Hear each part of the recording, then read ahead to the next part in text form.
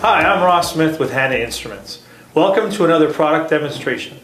I'd like to introduce you to the HI 2211 Benchtop Meter for pH, millivolt, and temperature in Celsius. Now I'd like to show you what you receive in the box when the product arrives. Now that we've unpacked the box, I'd like to show you what we have inside. We have the HI 2211 pH, millivolt Benchtop Meter, an instruction manual, a quick reference guide, the calibration certificate for the meter, the HI 76404 probe holder with the mounting bracket, buffers and cleaning solutions.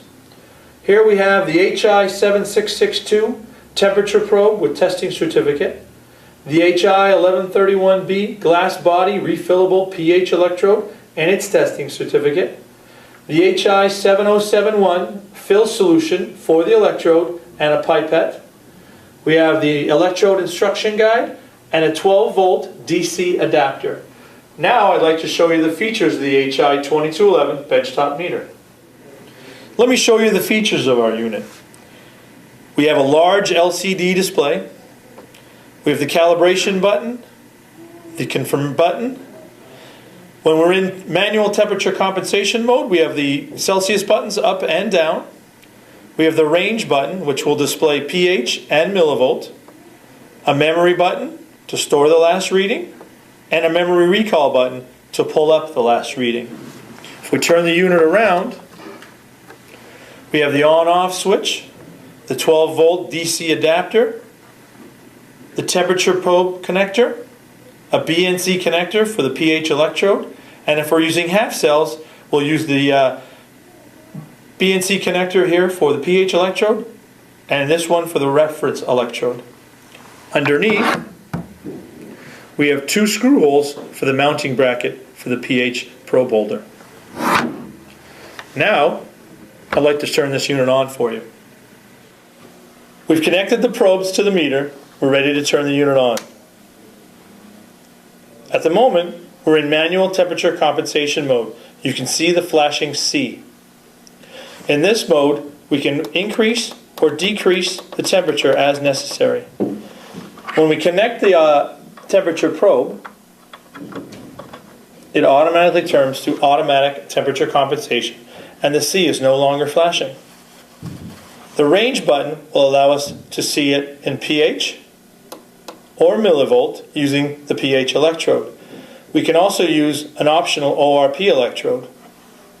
The memory button stores the reading, and the memory recall button pulls up the last reading stored.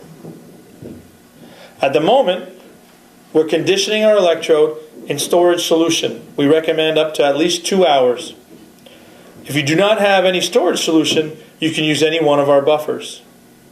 Now we're ready to calibrate.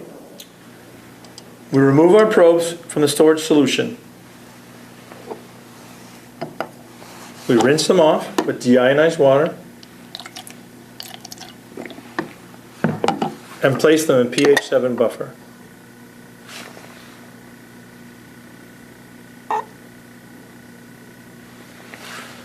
We remove the refill cap. This creates positive head pressure and allows the electrolyte to flow through the junction, creating a faster response time. We hit the cal button and we turn on the magnetic stir.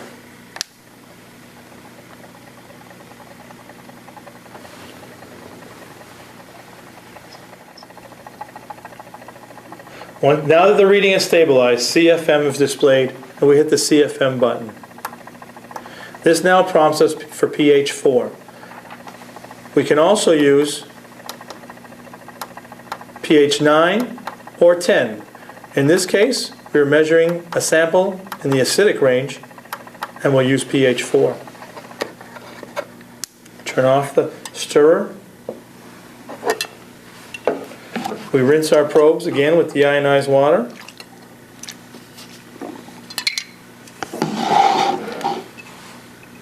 Place the probes in pH 4 buffer and start to stir.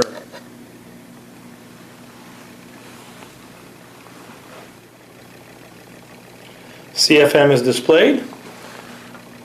Press the button, and now we're ready to measure. On a final note, I wanted to leave you with a few thoughts. Whenever you're using your pH electrode, remember to remove the fill cap. You'll have a faster response time. It's also important to maintain a conditioned electrode. You can either use a small amount of storage solution in the protective cap. You can leave it in the beaker. If you don't have storage solution, you can use any one of our buffers. Never ever use deionized water. If you have any experience with drifting or erratic readings, we do sell cleaning solutions that'll help you with that. Now, I'd like to thank you for your time. If you have any questions whatsoever, please do not hesitate to contact your local HANA office for support. Thank you.